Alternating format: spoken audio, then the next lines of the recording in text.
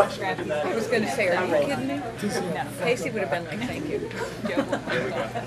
Well, I'll say the first joke is that Coach Becky last year, he's the manager of Rose Garden, and I think it was towards the end of the year, something happened with the board where I walked in one day and there's no board. Being on the diving team, that's pretty much all I do at Rose Garden. I either like sit out and read a book or I do go on the board. Can I just say one thing after that board broke? The rest of my summer went super easy. But so my joke with him was, I told you, don't try doing the stuff we do at practice because you'll break the board, and look what happened. So that's been my joke. But to explain to you guys what diving has meant to me, let me just share a short story with you. It was a Thursday evening, my sophomore year, 10 minutes before the meet was supposed to start at Baldwin High School. And I stood behind the board and I was laughing and joking with my friends, mainly Danner and Casey. I think you were there. And Stephanie Smore, who graduated, I think, last year.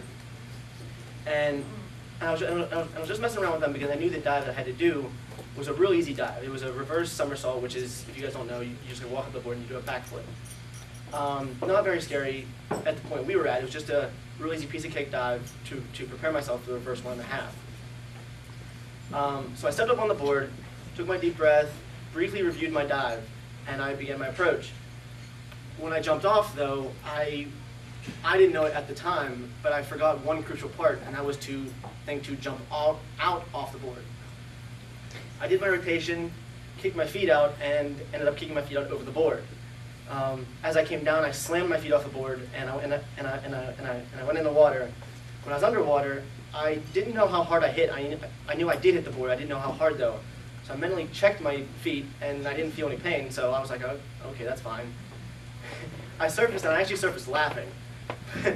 But mainly the part was that Amber was on the side of the pool, ready to jump in if it was needed. But so I climbed out, and at this point, I only had a limited amount of pain. It was only when I bent my toes. And I remember my teammates and the trainers crowding around me, and I remember Steph taking pictures. I don't know why. You too. I remember the cold antiseptic that the trainer was giving me, and I remember being really, really bummed that I couldn't dive that meet. And it took me, I think, a full 2 weeks or a little bit more after that to get myself back on the board and try any kind of reverse dive where I was remotely throwing close to the board. I was freaked out. I mean, you can even ask Amber, even to this day, even the thought of reverse, I hate them. When she says that, I hate her. But I had a simple choice that day, and that was whether to get back up on the board or to leave diving for good.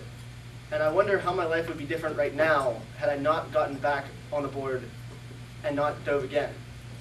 And I want to thank Coach Becky, Coach Armstrong, and especially Coach Amber for the motivation to get me back up on the board and keep diving.